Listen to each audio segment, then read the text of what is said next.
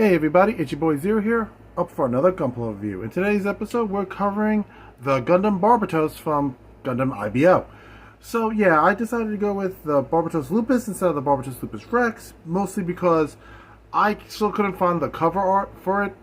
The stuff I always have in the background, it's in a binder somewhere on a shelf, I don't know. After a while, the piles just keep moving. I don't know what to tell you.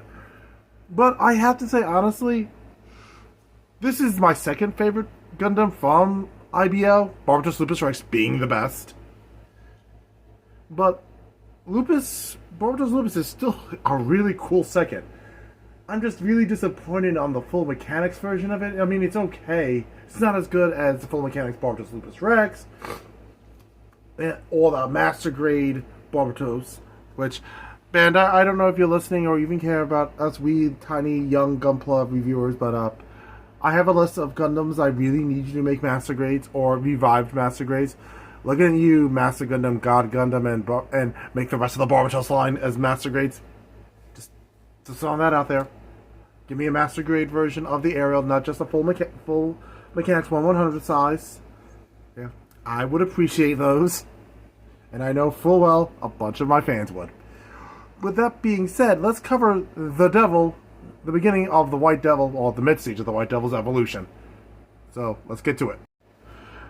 Okay, as this is a backlog episode, unfortunately I do not have the stickers that came with it, but I do have pretty much everything else. I have his sword, which, honestly, I have to say, I like the sword far more than I like the Barbatos Lupus Rex's mace. That's just a personal thing, but I do prefer the sword overall. I did try to panel line it, as you can see here and here, back in my heyday. I think I did a pretty okay job at it. I also tried to panel line it here, but hey, what can you tell you? Surprisingly, despite sitting on my shelf for so long, it's not as dusty as, say, the... what's it called? The Double X was. Which is, I find, kind of weird. And if anyone has any good suggestion as, like, a good duster for Gundam models, because I don't want to use, like, anything, like, any hardcore chemicals on it. But, you know, that's just my question. So if you guys know, help you homie out. So let's get in the important stuff. Like I said, the cool weapons. I love the axe. And the articulation. I do love how actually the vernier actually physically moves. Most backpack verniers that are not like wings are usually stationary. Here, at least it moves. Also, heads up, this is the first time I've actually experienced the downside of an IBO kit. Sorry about that, itchy nose. Because when I was taking it out for review, you go back down. The waist was already popped off. This doesn't happen often, well, at least not for me. So, but it can happen if you have an old enough IBO kit. So, be careful with it. So, like I said, let's focus on the important things. Articulation. That's the ab crunch. They will always have good ab crunch, mostly because of how they are literally designed. Of course, you have the holding hands, which are the sandwich situation. Pop off the back, put weapon inside, close back up. Nothing too surprising or unique there. Arm goes. Look how high that arm goes. Good rotation. And as you see, I didn't have to worry about it popping out of a joint. Downside, that bend, not great. But I do like the design of the arms. Seems more solid. Not as cool and bestial as the Lupus Rex, but hey, not everything can be that awesome. Alright. I already know the side skirt. Yep. Look at that. I already knew the front skirt was going to cause issues for the leg kick. That's just disappointing.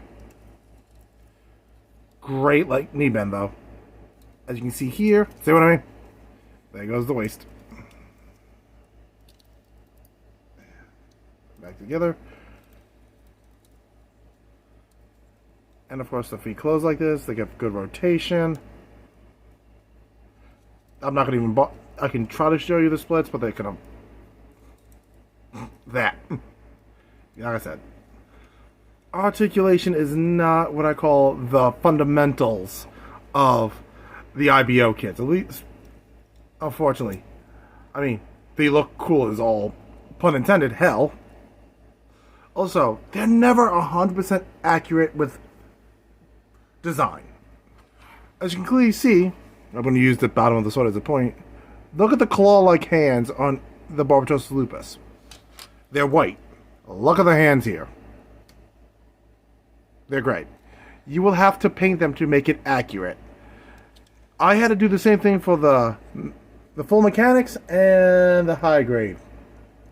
Well, actually, I didn't paint the high grade. I don't think I did.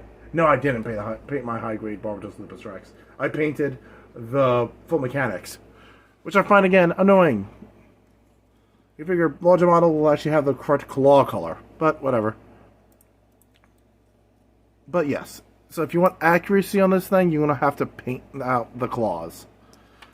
So I'm just going to show you the sandwich thing, just so I am not, rushing through this improperly. Hand goes here, weapon goes inside.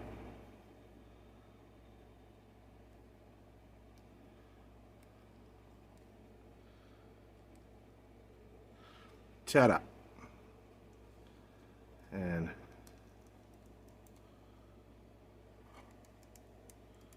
weapon goes in hand, and there you go. The only downside I've had with this kit, I had to put it in a stand for a while because it would keep tipping over. I don't know why.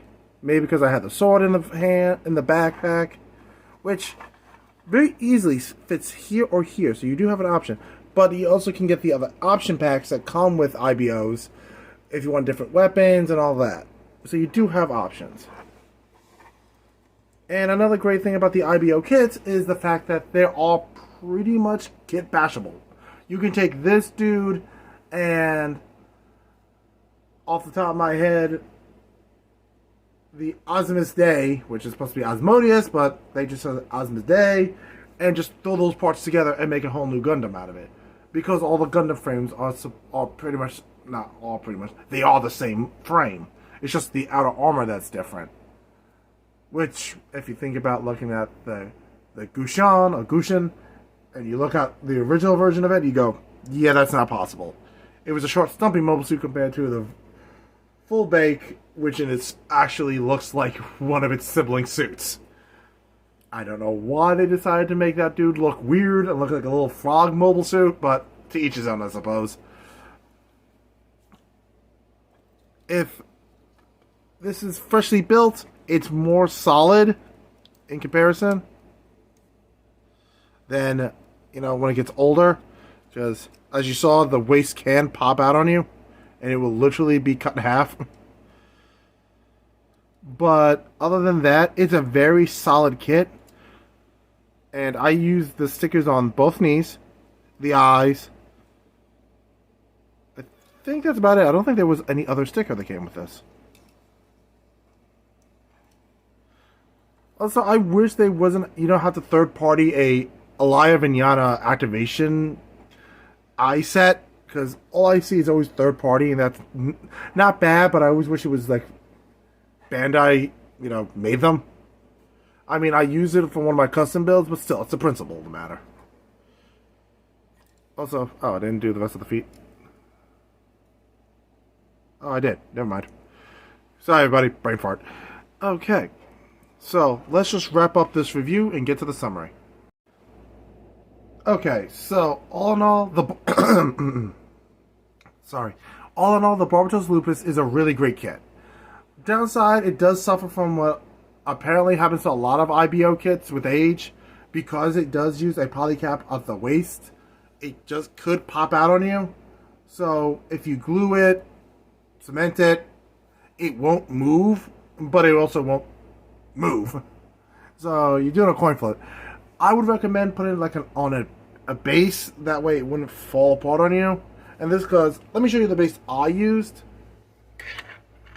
See, because I had these claws right here, and it was able to prop it up. So even if the waist went, it would still be able to hold the whole mobile suit up, so it still looked like it was in one piece, instead of being two separate halves. But that's just me, So, like I said, I would recommend this kit. It's a solid build. It was fairly quicker than the Barbatos Lupus Rex was for me, but then again, when I built the Lupus Rex, I was just getting back into gunpla building, opposed to when I built this and I was full on, I know what I'm doing again mentality. Okay, but there is some flaws. Again, if you want more true color accuracy, you have to paint each individual finger on the hands, which is going to be a little bit of a pain because of how small it is. So you'll need something like you need like a small paintbrush for that. And I find it annoying that stuff like this has that kind of situation. They should just let the fingers gray if you're going to be like that. But that's a personal gripe. Not everyone may not have the same. I understand that. With that being said, I want to thank everybody for watching. So Sunday's episode is going to be the last of my would-be spooktacular run because, Tuesday would be Halloween, so I don't record an episode that day. So the last one will be the Caliburn, which Halloween kind of makes sense. So I want to thank everybody for watching. I want to welcome all my new subscribers. I appreciate all of you for joining us and, being part of the crew. You guys are all awesome. Literally, you guys are the few reasons I like getting up on days like Sundays and Saturdays and Thursdays. Aside from the stuff I regularly have to do. It's like, oh, I gotta actually get to review a gunpla today. Neat. So I want to thank all you guys for being awesome fans and subscribers. And if you want to continue supporting the channel, links are down below. If you want to buy a gunpla, you can always check out our friends at Galactic Toys. If you want to buy toys and stuff that are not Gundam related, but more like movies and entertainment stuff, you can check out our friends at Entertainment Earth. If you want to just support me directly, my books are down below as well. So you all have options. And yeah, maybe next week I will actually review my custom build for the Gundam World Championships. I haven't decided. I still also have a pile of backlog kits to review anyway. I haven't decided if I'm going to do that yet, but I know I have a lot to review, so they're going to have to get reviewed eventually. So, yeah. I also may just do the Destiny Gundam so I have an excuse to smish it together with the Astray. But that's just neither here nor there, so I'll catch you guys later. Remember to like, comment, and subscribe, and I'll see you on Sunday or Monday, depending when the episode drops.